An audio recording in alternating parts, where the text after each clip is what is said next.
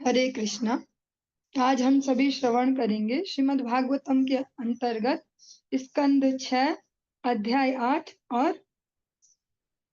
श्लोक संख्या 29 से आज हम आरंभ करेंगे। 28 तक कल हमारा संपूर्ण हो गया था। ओम नमो भगवते वासुदेवाय। ओम नमो भगवते वासुदेवाय। ओम नमो भगवते वासुदेवाय।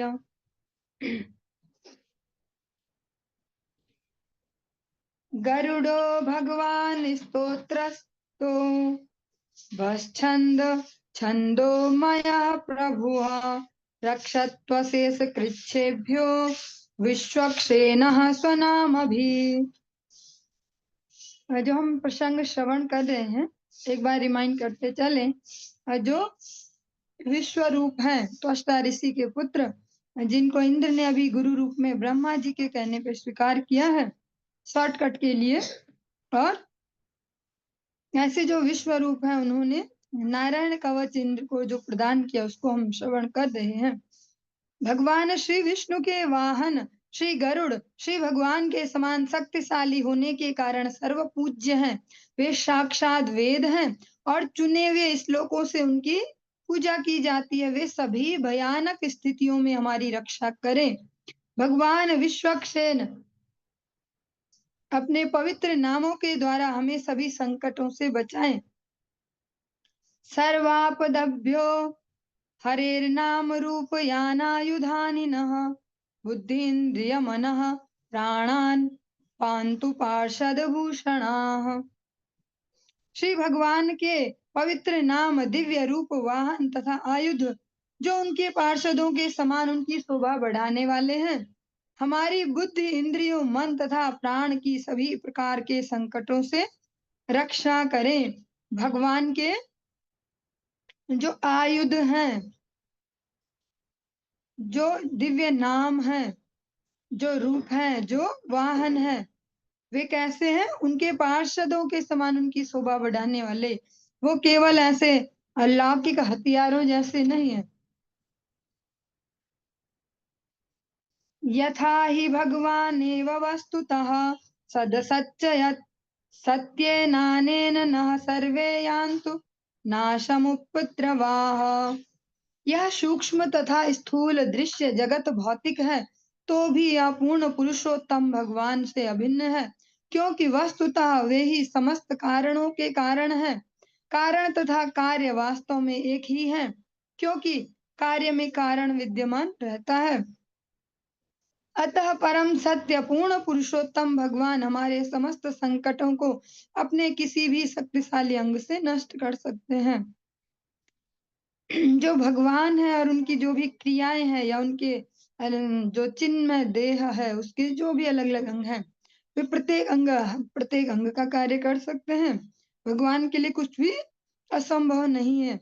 अतः वे कहते हैं अतः पूर्ण पुरुषोत्तम भगवान हमारे समस्त संकटों को अपने किसी भी शक्तिशाली अंग से नष्ट कर सकते हैं। कभी अपने नाम से नष्ट कर सकते हैं, कभी अपने रूप माधुरी से, हाँ, कभी धाम सेवा से, और किसी भी प्रकार भगवान हमें हमेशा रक्षा दे सकते हैं, हमेशा रक्षा कर सकते हैं।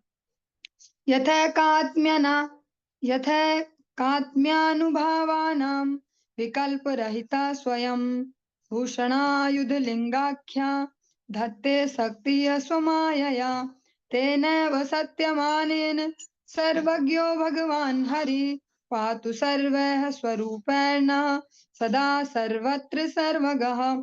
पूर्ण पुरुषोत्तम भगवान जीवात्माएं भौतिक शक्ति आध्यात्मिक शक्ति तथा संपूर्ण सृष्टि वे सभी व्यष्टियां हैं। अंत तो गत्वा ये सब मिलकर परम पुरुष परमेश्वर का निर्माण करती हैं। अतः जो आध्यात्मिक ज्ञान में उन्नत हैं वे भिन्नता में एकता देखते हैं। ऐसे श्रेष्ठ पुरुषों के लिए श्री भगवान के शारीरिक अलंकरण, उनके नाम, उनका यश, उनके लक्षण एवं रूप तथा आयुध उनकी शक्ति की ही अभिव्यक्तियां हैं। उनके समुन्नत आध्यात्मिक ज्ञान के अनुसार विभिन्न रूपों में प्रकट होने वाले सर्वज्ञ भगवान सर्वत्र विद्यमान है। वे सदैव सभी विपदाओं से सर्वत्र हमारी रक्षा करें।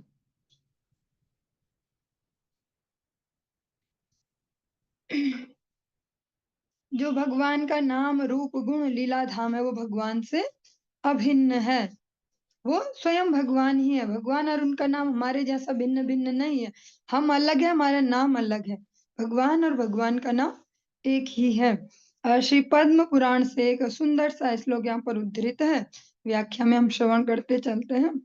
नाम चिंतामणि कृष्ण चैतन्य रस विग्रह पूर्ण शुद्धो नित्य मुक्तो अभिन्नत्वान नाम नामिनो।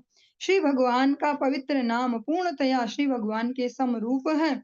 पूर्ण शब्द का अर्थ है पूरा। जिस प्रकार श्री भगवान सर्वशक्तिमान तथा सर्वज्ञ हैं, उसी प्रकार श्री भगवान के नाम रूप गुण सार सामग्री तथा उनकी प्रत्येक वस्तु पूर्ण शुद्ध सनातन तथा भौतिक कलमश से रहित है। भगवान की जो आभूषण है और वाहन है, ऐसा नहीं है वो कि भौतिक वस्तुओं जैसे जैसे जिनको आभूषणों का शौक होता है, वो आर्टिफिशियल भी खरीद खरीद के कान के 20-20 जोड़े रख लो, गले का ये रख लो, लेकिन वो सब भौतिक है। वो और उस व्यक्ति में कोई समानता नहीं है। लेकिन भगवान का ऐसा नहीं है। जब हम बोलते हैं मकराकृत कुंडल, तो वो भगवान के ही सदृश है। भगवान ही है। भगवान और उनके किसी भी आभूषण आयुध किसी में कोई भेद नहीं है।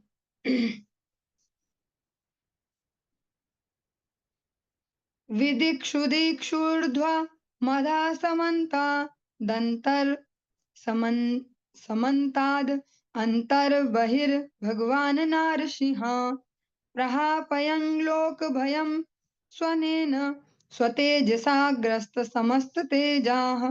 प्रहलाद महाराज ने भगवान नृसिंह देव के पवित्र नाम का उच्च स्वर से जप किया।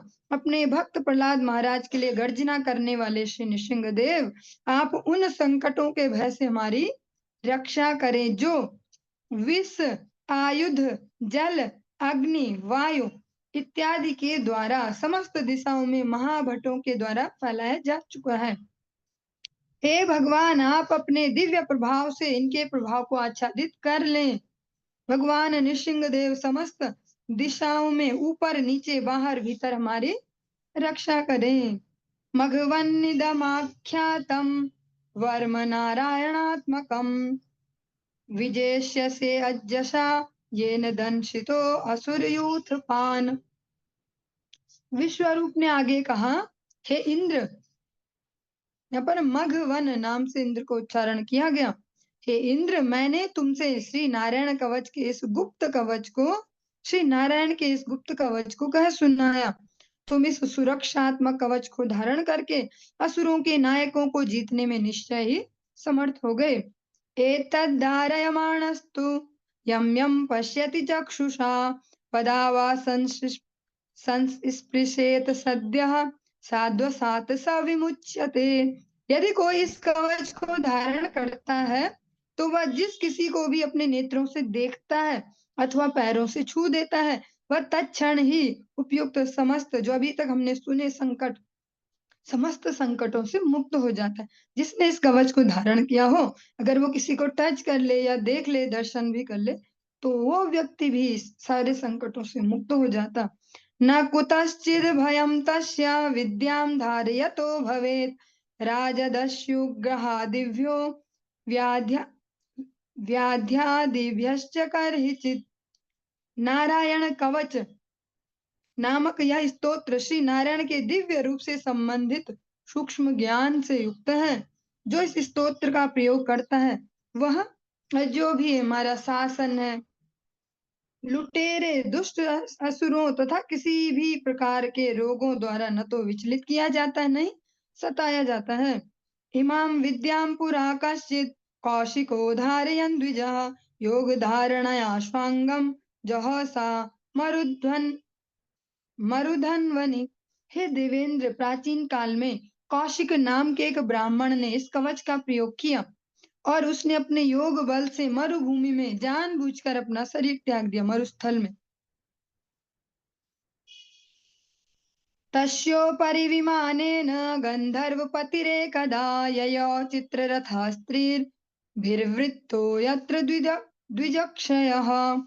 एक बार अनेक सुंदरियों से घिरा गंधर्व लोक का राजा चित्ररथ अपने विमान से उस स्थान के ऊपर से निकला जहां वह ब्राह्मण मरा था और उसका मृत शरीर पड़ा हुआ था।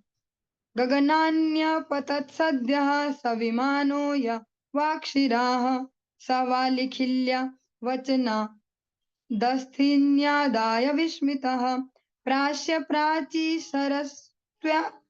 सरस्वत्यां स्नात्वा धाम स्वमन्वगात्। अचानक चित्ररथ सिर के बल अपने विमान सहित नीचे गिरने पर विवश कर दिया गया। ऐसा मतलब फोर्सफुली हुआ उसके साथ कि जबरदस्ती नीचे की ओर जा रहे हैं। उससे आश्चर्य हुआ। बालिखिल्य मुनियों ने उसे आदेश दिया कि उस ब्राह्मण की अस्थियां वह निकट ही स्थित सरस्वती नदी में प्रवाहित कर दे। उसे ऐसा ही करना पड़ा तथा अपने स्थान पर लौटने के पूर्व नदी में स्नान करना पड़ा। शुक उवाच या इदं शृणुयात् काले यो धारयति चाद्रिता तं नमस्यन्ति भूतानि मुच्यते सर्वतो भयात्।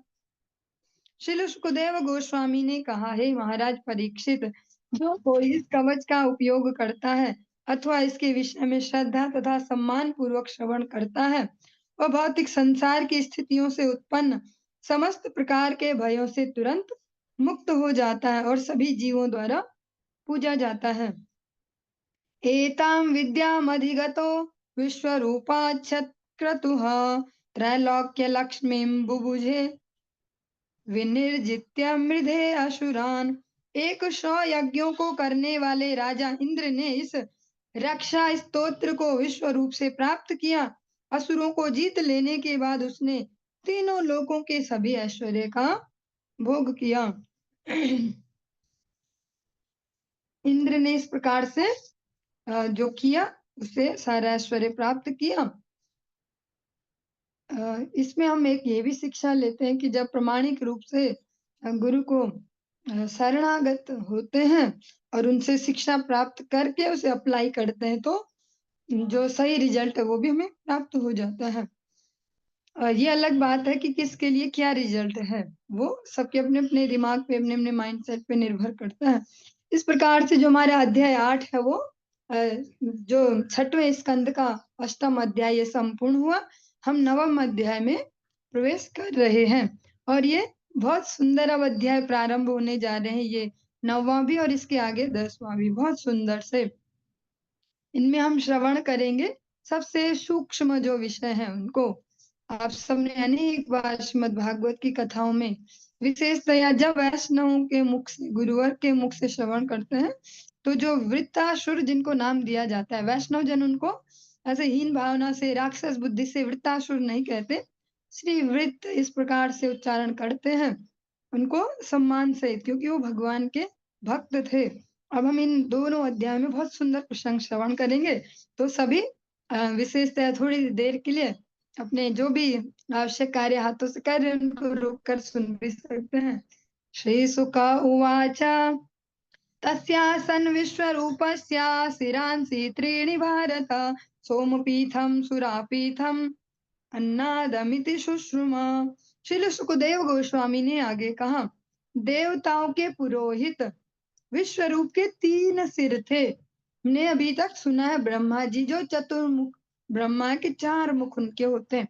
10 मुख रावण के हमने सुने 10 मुख होते हैं। आज हम श्रवण करेंगे जो विश्व रूप है, जिनको अभी अपने तत्कालिक सुख के लिए, तत्कालिक फायदे के लिए, थोड़ी देर के फायदे के लिए जिनको गुरु बनाया गया है, ऐसे विश्व रूप के 3 सिर थे। इनमें से एक से वह सोम रस का पान करता था और दूसरे से मदिरा पान और तीसरे से भोजन ग्रहण करता था। हे राजा परीक्षित, ऐसा मैंने विद्वानों से सुना है। जो सुखदेव गोस्वामी कहते हैं, ऐसे श्रेष्ठ जनों से मैंने श्रवण किया है कि जो ये विश्व रूप है 3 सिर वाला है, तीनों सिर से अलग अलग काम करता है। सब बहिर्षि देवेभ्यो भागं प्रत्यक्षमुच्चकैः अददत् यस्य पितरो देवाः स प्रश्रयं नृप। हे महाराज परीक्षित, देवतागण विश्व रूप के पिता पक्ष से संबंधित थे। जो त्वष्टा जी हैं वो तो ऋषि हैं, वो उनके पूर्वज हो गए देवतागण। अतः जो विश्व रूप है उनके, कह सकते पिता पक्ष के, जैसे हम बोलते दादी की ओर के, ऐसे दादी की साइड के, दादाजी की साइड के, तो वो हो गए देवता। अतः विश्व रूप सबके समक्ष अग्नि में घी की आहुति इन मंत्रों का उच्चारण करके दे रहा था। इंद्राय इदम स्वाहा, यह राजा इंद्र के लिए है, तथा इदम अग्नये, यह अग्निदेव के लिए है। वो जो देवता है वो यज्ञों से अपना बल प्राप्त करते हैं और जो विश्व रूप है वो यज्ञ कर रहे हैं, सामने सामने जो सब सुन रहे हैं, सब देख रहे हैं। वहां पर तो कहते हैं कि ये इंद्र के लिए है, ये अग्नि के लिए, ऐसे देवताओं के नाम ले लेके वह मंत्र का उच्चारण उच्च स्वर से कर रहा था और प्रत्येक देवता को उसका उचित भाग प्रदान करता जा रहा था। वो जब ये आहुतियां दे रहा था देवताओं के लिए, तो जोर से बोल रहा था जो सबको सुनाई भी दे, और सारे देवताओं को पता चल रहा था कि हमारे लिए तो जा रहा, अच्छा ये मेरा भी हो गया, ये मेरा हो गया, सारे देवताओं के अलग अलग नामों से। सा एव हि ददौ भागं परोक्षमसुरान् प्रति यजमानो अवहद् भागं मातृस्नेहवशानुगः। वह यद्यपि देवताओं के नाम से यज्ञ की अग्नि में घी की आहुति डाल रहा था, किंतु देवताओं के बिना जताए, देवताओं को बिना पता लगे, वह असुरों के नाम की भी आहुति डालता जाता था। क्यों? क्योंकि वे उसकी माता के पक्ष के संबंधी थे। ये नानी की साइड वाले, मम्मी की साइड वाले, जैसा हम इस जगत में बोलते हैं माँ की साइड वाले, ये इधर के रिश्तेदार हैं। उसके लिए कोई अंतर नहीं है कि ये देवता है कि ये दानव है, ये ऐसे होते हैं वैसे। वो मेरे इधर दादाजी वाली साइड के, ये नाना जी साइड के हैं। तो एक साइड की तो जोर जोर से बोल रहा था जिन्होंने ठेकेदारी दी है, और जिन्होंने नहीं दी है उनके लिए भी हृदय में प्रेम था। जैसे ब्रह्मा जी ने स्पष्ट उल्लेख किया था कि आप जो अपना क्षणिक जो फायदा चाह रहे हो, उसके साथ एक साइड इफेक्ट भी है, अगर झेल पाओ, कि वह असुरों के लिए भी थोड़ा स्नेह रखता है हृदय में। तो चुपके से असुरों के लिए भी आहुति दे रहा था, मतलब उनको भी पावर दे रहा था और उनको भी दे रहा था, और खर्चा इनका और काम उनका भी हो रहा था।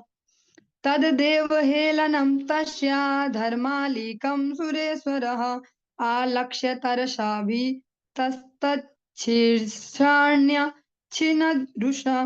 किंतु एक बार स्वर्ग के राजा इंद्र को पता चल गया कि विश्वरूप देवताओं को धोखा देकर असुरों की आहुतियां दे रहा है। उन्हें पता चल गया कि हमने इन्हें इस कार्य के लिए नियुक्त किया, ये हमें तो कर रहे हैं पर साथ साथ उन्हें भी पावरफुल बना रहे हैं। अतः वह असुरों के द्वारा पराजित किए जाने से अत्यधिक भयभीत हो उठा। और जो ये लाइन है सुनने में नॉर्मल सी, हम सुन के आगे बढ़ सकते हैं, पर थोड़ा अगर समझना चाहे तो बहुत हेल्पफुल होगी। अतः वह असुरों द्वारा पराजित किए जाने से अत्यधिक भयभीत हो उठा। देवताओं का भी भय खत्म नहीं होता, बहुत सारा ऐश्वर्य है वहां। वहां कह सकते हैं कि जैसे यहाँ बोलते हैं 1 स्टार 2 स्टार होटल्स, ऐसे कि वहां भी ऐसे ऐसे सुविधाएं, 5 स्टार बहुत बड़ी बात हो गई है ऐसे। और ऐसे कह सकते हैं अगर स्वर्ग का करें तो हमारी इमेजिनेशन से भी बियॉन्ड है, पर करोड़ स्टार कहीं अगर अपनी इमेजिनेशन के लिए तो सही रहेगा। ऐसे वहां पर ये जो ऐश्वर्य है इस जगत का, भौतिक सुख जो है, इंद्रिय तर्पण के जो साधन, वो इतने हाई फाई हैं, पर वहां पर भी ऐसा नहीं है कि वो भी बेफिक्र हो। उन्हें भी इंश्योरेंस देखना पड़ता है अपना, कि हम इंश्योर हैं कि नहीं, हम सिक्योर हैं कि नहीं। हाँ, तो जो अ, इंद्र हैं, भले इतनी उच्च पोस्ट पे वो पहुंच जाते हैं अपने, कह सकते हैं जो हम पुण्य बोलते हैं इस जगत में, पुण्य कर्म करने की, इतनी हायर पोस्ट पे पहुंच जाते हैं, पर भगवत चरणों में यथार्थ उनकी ऐसी प्रत्यक्ष भक्ति तो नहीं है ना, अनुराग नहीं है ऐसा। मतलब है वो भक्त हैं, माने जाते हैं कि हाँ सतोगुणी है ऐसे, पर ऐसे प्रेममयी भक्ति में तो उनका अधिकार नहीं है। तो हमेशा वो डरे डरे ही रहते हैं, कब कौन मुझे गद्दी से हटा दे, कब कौन मुझे हटा दे।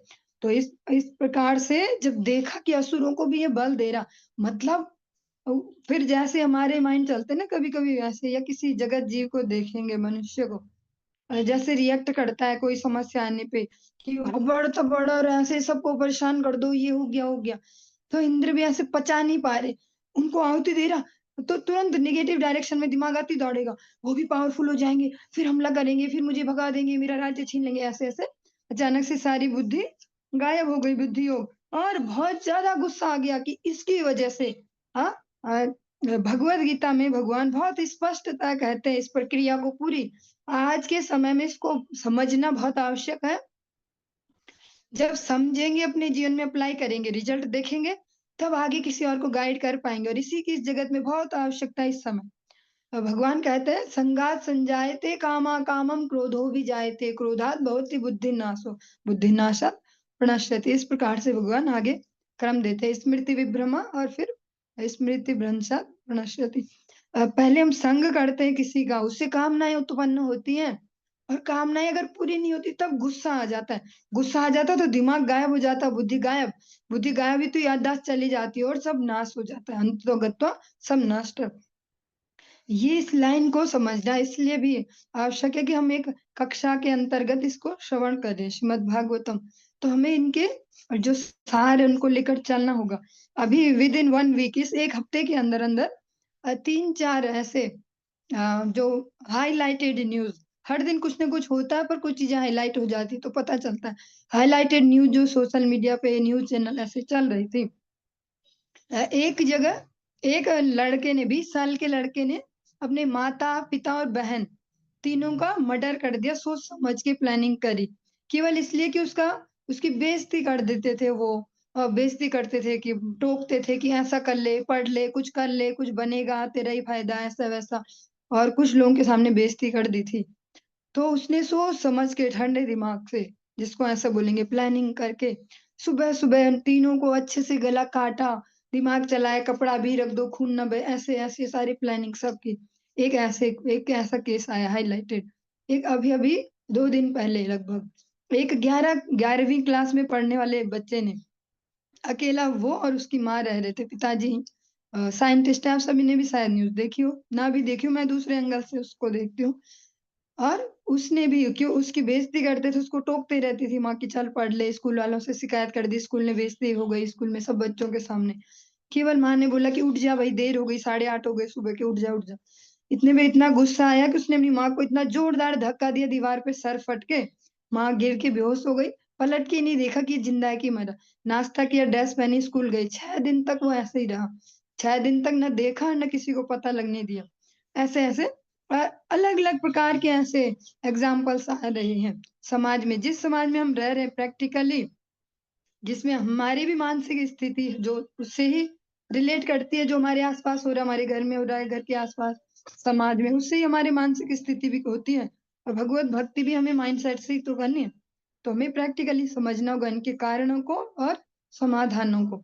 एक कुछ दिन पहले ही आपने बहुत ऐसा एग्जाम्पल सुना होगा कि एक बहुत अच्छी पोस्ट पे, अच्छी जॉब वाले एक इंजीनियर ने सुसाइड कर लिया, और सोच समझ के सुसाइड किया।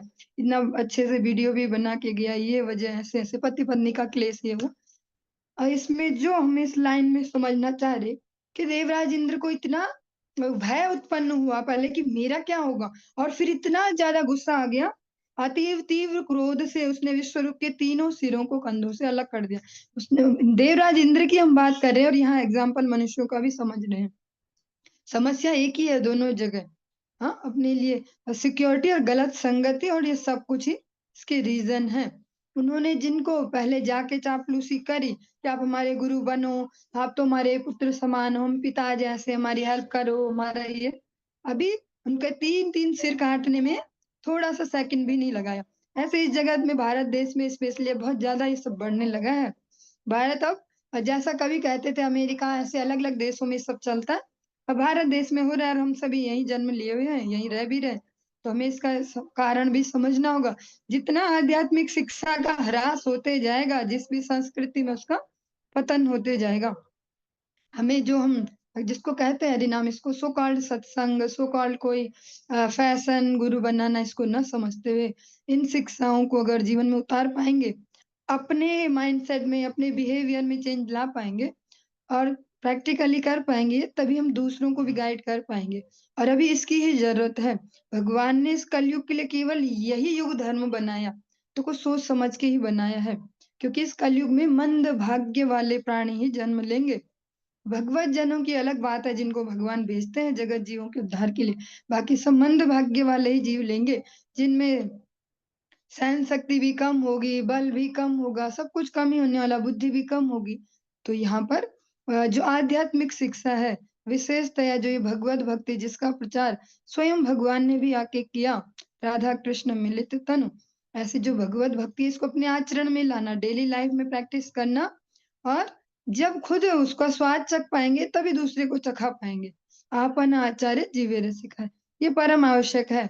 क्योंकि हम तभी सिक्योर है जब हमारे आसपास वाले भी सही माइंडसेट के हैं, इसको भी समझना होगा प्रैक्टिकली। इसीलिए समाज में अधिक से अधिक भगवत भक्ति के प्रचार, जो आध्यात्मिक शिक्षा है, इसके प्रचार की बहुत ज्यादा आवश्यकता है। तो हमें अपने सारे हीन भावना इसको छोड़ के अच्छे से शिक्षा ग्रहण करके आगे फिर शिक्षा वितरित भी करनी है।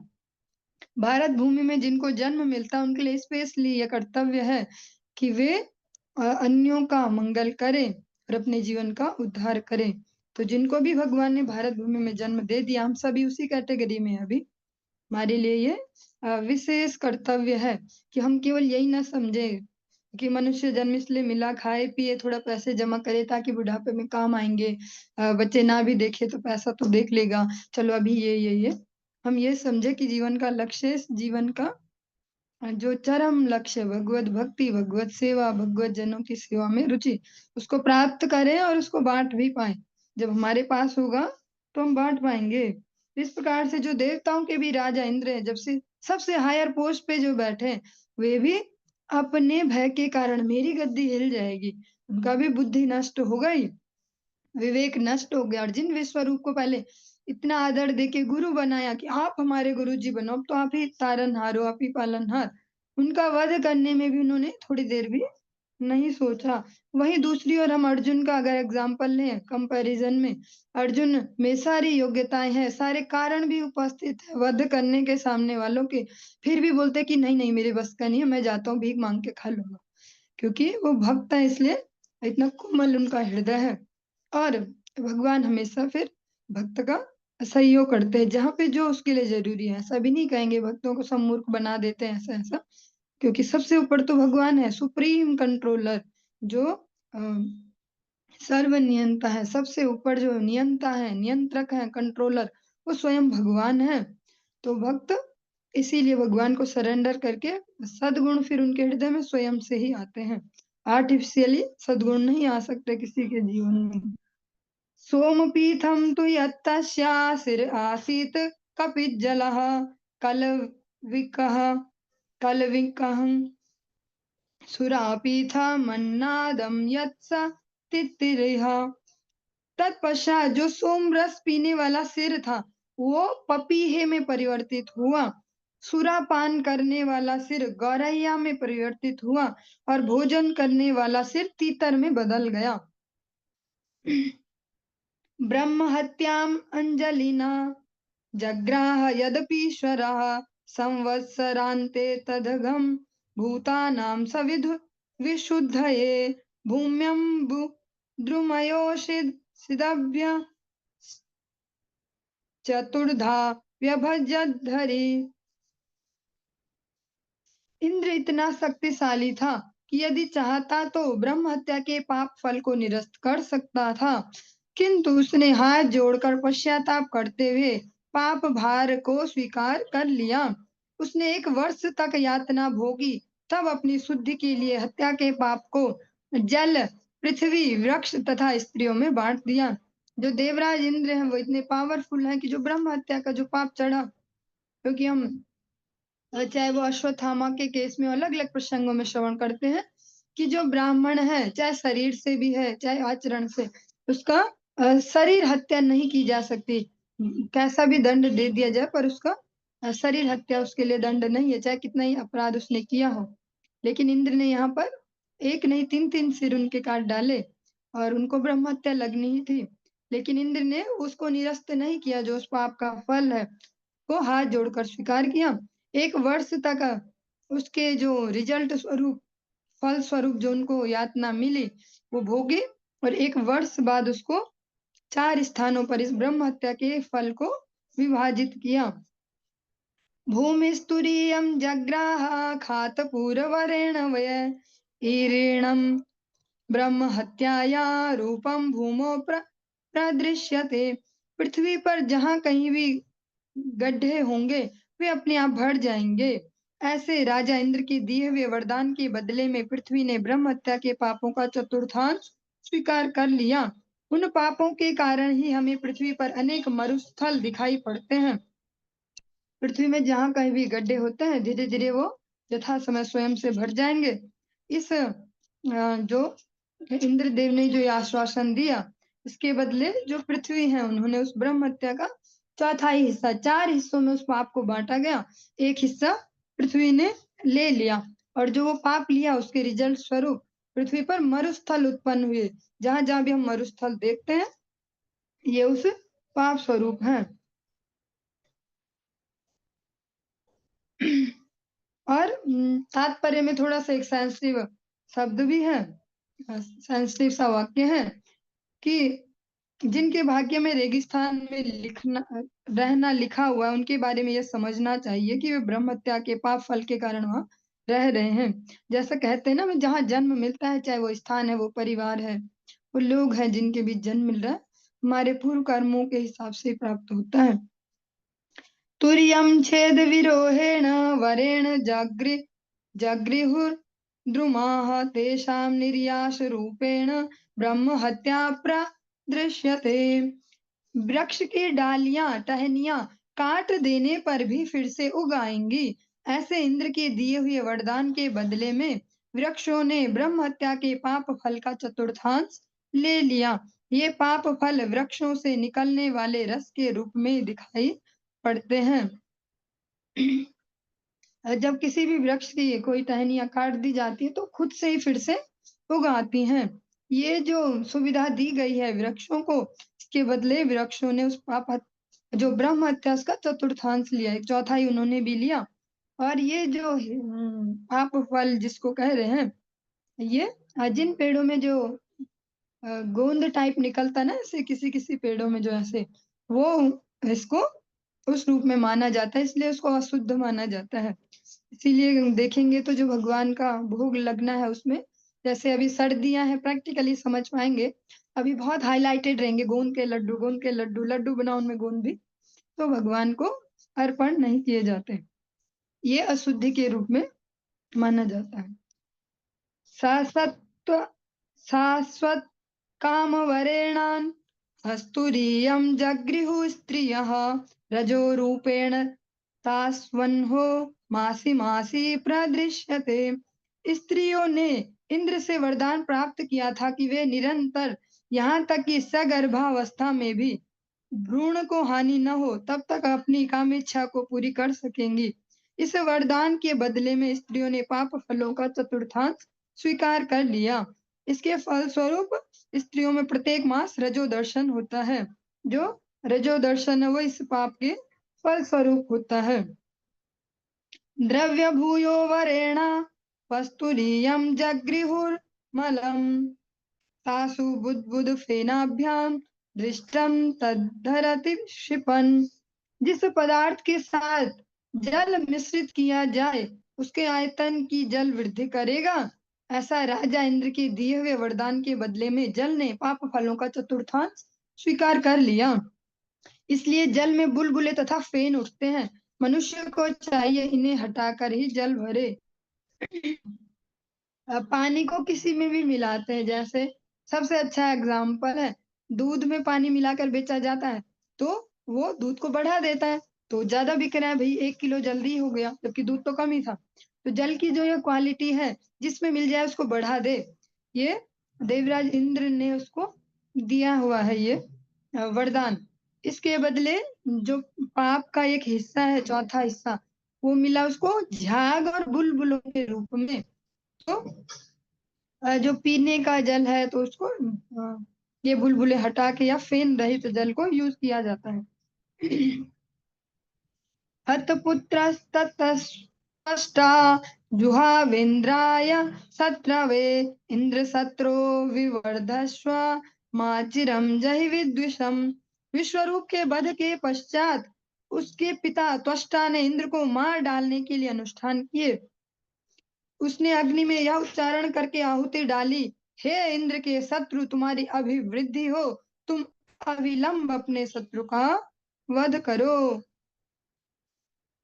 और जो त्वष्टा ऋषि हैं, जिनके पुत्र का वध किया है इंद्रदेव ने, और उनके पास जो पावर है वो उसको ही यूज करेंगे। उनके पास मंत्र शक्ति है, अतः उन्होंने मंत्र शक्ति का उपयोग इंद्र से कह सकते हैं प्रतिशोध लेने के लिए किया। उन्होंने इस प्रकार से यज्ञ में आहुति डाली कि इंद्र के शत्रु, तुम्हारी अभिवृद्धि हो, तुम अविलंब अपने शत्रु का वध करो। इंद्र का वध करने वाला इससे प्रकट हो।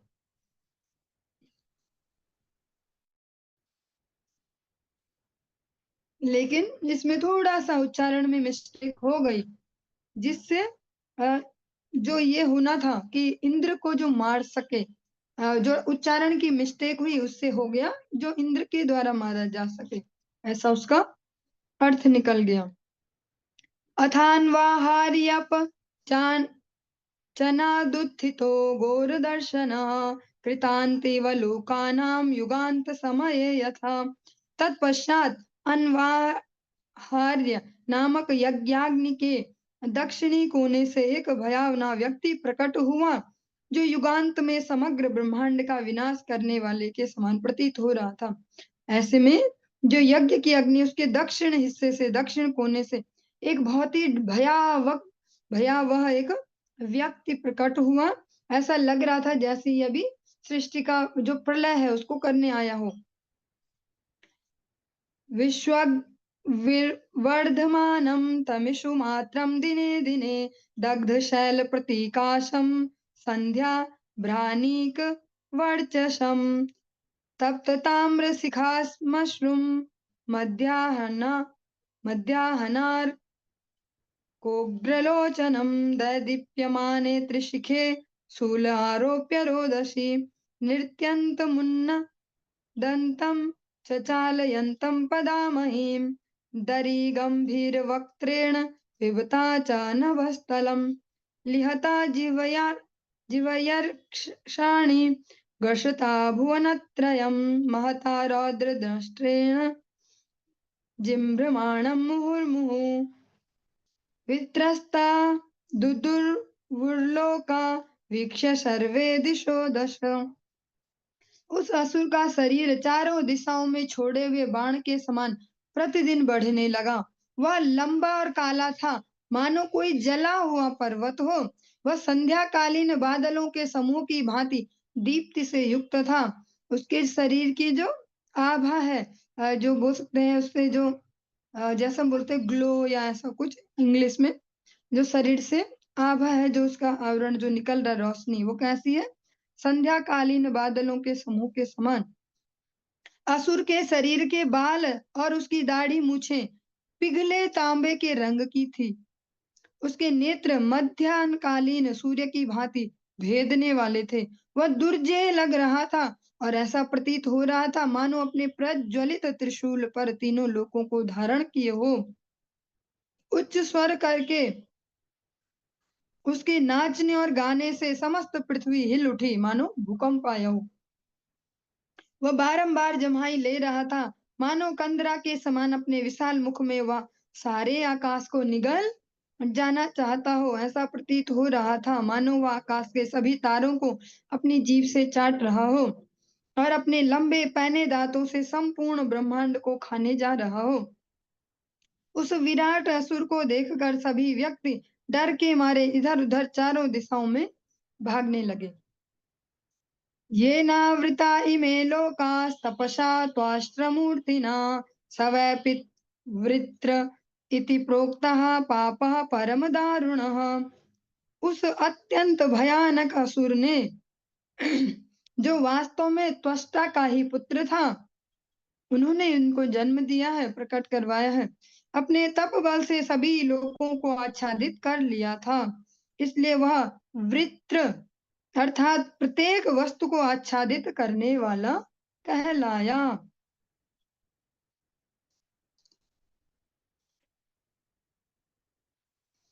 तम निजग्नु रभिद्रुत्या सगणा विबुधर्षभा स्वे स्वः स्वैर्दिव्यास्त्र शस्त्रौघै सो अग्रसत्तानि कृत्स्नसः। इंद्र इत्यादि सभी देवता अपने सैनिकों सहित उस असुर पर टूट पड़े। वे अपने दिव्य धनुष बाणों तथा अन्य हथियारों से उसे मारने लगे, किंतु वृत्रासुर उनके सभी हथियार निगलता गया, तोड़ नहीं रहा था, निगल जा रहा था।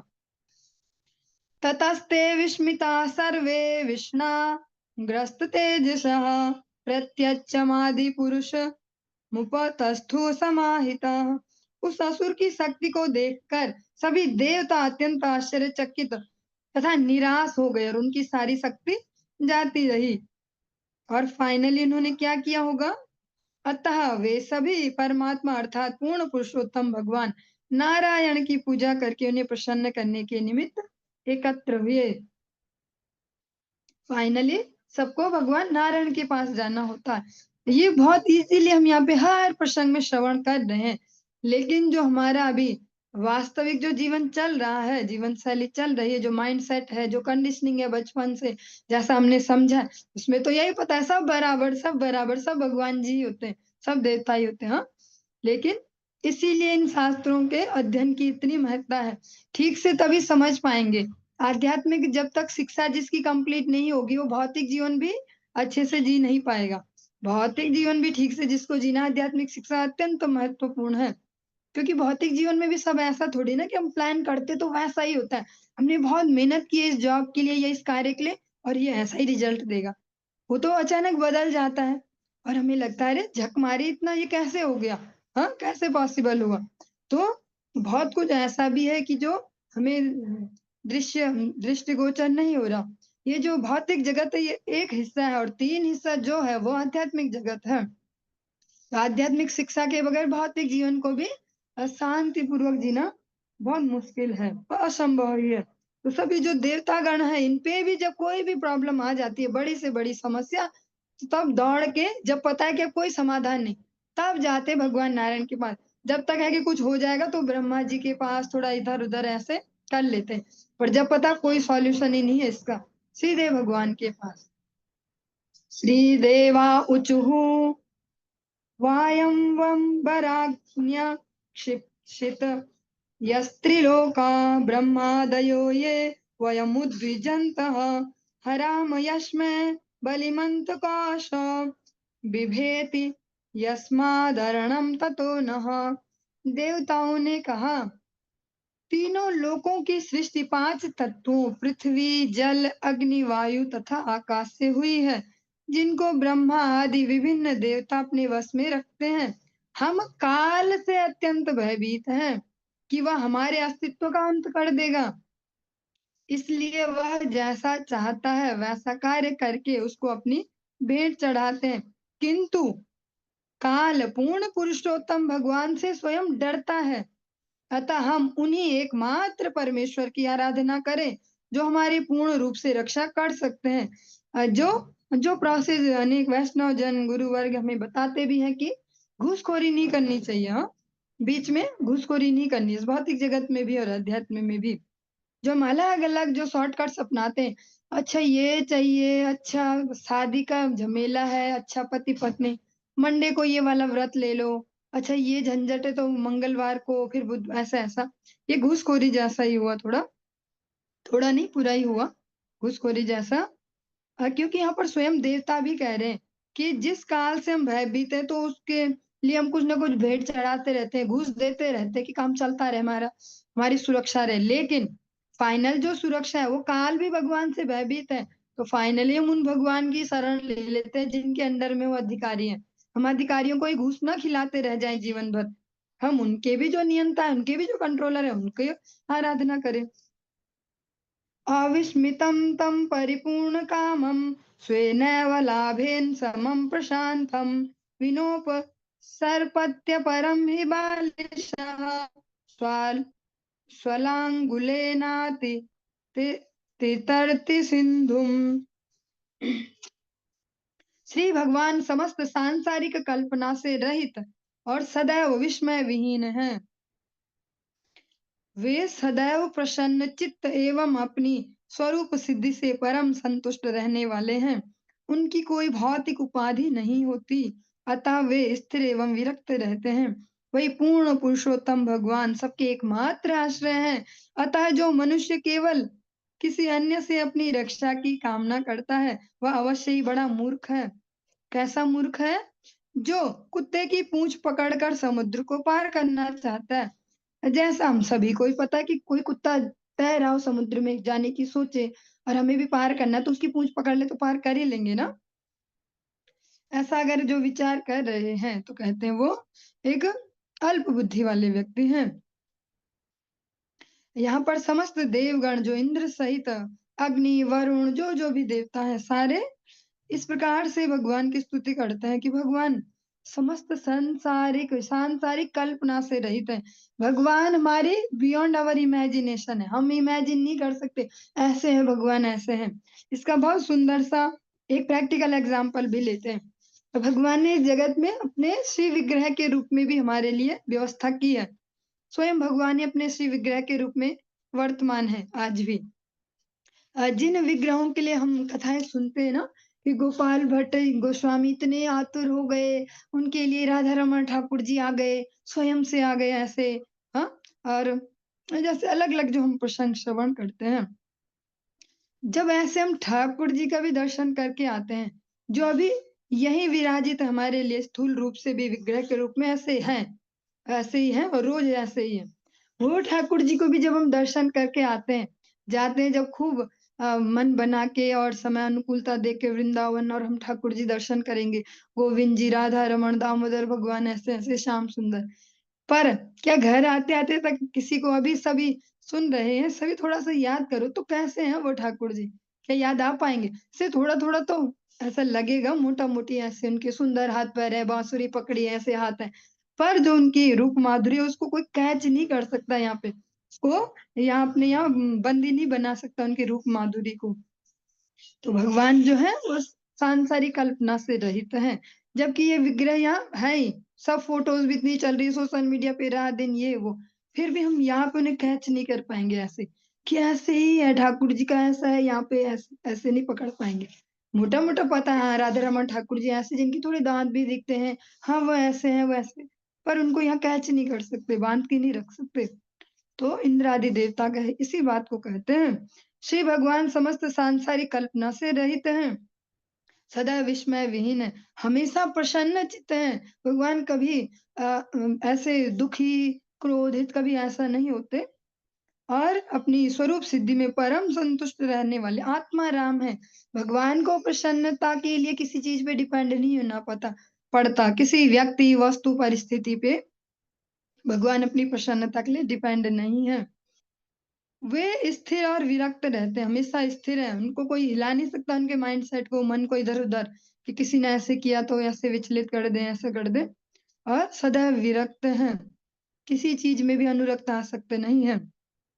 आप सभी को अगर स्मरण हो, हमने प्रसंग श्रवण किया था कि जब जो चतुष्सन है वे भगवान का जब दर्शन करने गए थे वैकुंठ में भगवान नारायण का, तब वहां पर भी जब भगवान की महत्ता और इस सब को कहते हैं तो कहते हैं कि आप ऐसे हो कि जिन लक्ष्मी के लिए मनुष्य क्या देवता भी लालायित रहते हैं कि ये हमारे पास होती तो बढ़िया था। असुर गण देवगण सभी ऐसी लक्ष्मी जी आपका वर्ण करना चाह रही थी, फिर भी आपने उन्हें भाव भी नहीं दिया। वो स्वयं आपको भाव दे रही थी, आप तो शरणागत होना चाहती हैं, फिर भी आप उन्हें भाव नहीं देते ज्यादा। इसी प्रकार से जो भगवान है वो परम स्थिर है, हमेशा स्थिर रहते और विरक्त रहते हैं, उनको कोई भी कभी विचलन नहीं उनके मन में उत्पन्न कर सकता। और देवगण कहते हैं ऐसे ही जो पूर्ण पुरुषोत्तम भगवान है हम सबके एकमात्र आश्रय। यहाँ पर देवता भी कहते हैं एकमात्र, और भगवान श्री कृष्ण स्वयं अपने मुखार विंद से श्रीमद भगवद गीता में अनेकों बार कहते हैं मामेव ये प्रपद्यन्ते माया में ताम तरन्ति ते। ऐसा भगवान स्पष्ट कह रहे सर्वधर्मान परित्यज्य माम एकम शरणम ब्रज। 10-20 शरणम ब्रज नहीं करे, माम एकम। तब और ये श्रीमद भगवत गीता का भी सार यही है गीता जी का सार ये नहीं है कर्म करो, फल की चिंता मत करो और कल भी सब ठीक हुआ था, आज भी सब ठीक होगा, आगे भी सब ठीक ही होगा, ऐसा ऐसा नहीं है भगवत गीता जी का जो सारांश है। भगवत गीता जी का एकमात्र सार है भगवत शरणागति, भगवान को पूर्ण समर्पण, भगवान जो दिमाग दे रहे हैं उससे सारी क्रियाओं को करना। समर्पण का अर्थ भी ये नहीं है कि कम कुछ ही नहीं करते, कुछ मेहनत नहीं करते, कुछ काम नहीं करते, भगवान ही कर लेंगे। समर्पण का अर्थ है महामनुष्मर युद्ध चा, भगवान प्रैक्टिकली बता रहे हैं सब युद्ध लड़ो अपने जितने भी है तुम्हारे, अलग अलग टाइप के युद्ध है जीवन में प्रत्येक दिन, मॉर्निंग से नाइट तक, सुबह से रात तक बहुत सारे युद्ध हैं। पर भगवान कहते हैं महामनुष्मर युद्ध चा, हे अर्जुन पहले मेरा स्मरण कर फिर युद्ध कर, और ददामि बुद्धि योगम, फिर कोई समस्या नहीं होगी क्योंकि दिमाग मैं भेजूंगा। हाँ, और हर जगह बुद्धि योग का ही सारा खेल है। तो देवगण कहते हैं कि ऐसे भगवान के ही हमारे एकमात्र आश्रय, हम उनका ही आश्रय लेते हैं, क्योंकि उनके अतिरिक्त हम किसी और का आश्रय लें तो वो ऐसा ही होगा कि कुत्ते की पूंछ पकड़ी और समुद्र पार करेंगे जी हम। हाँ, तो ऐसा नहीं हो पाएगा। चलिए आज के इस प्रसंग को हम यही विश्राम देंगे और आगे के प्रसंग को कल श्रवण करेंगे। हरे कृष्णा।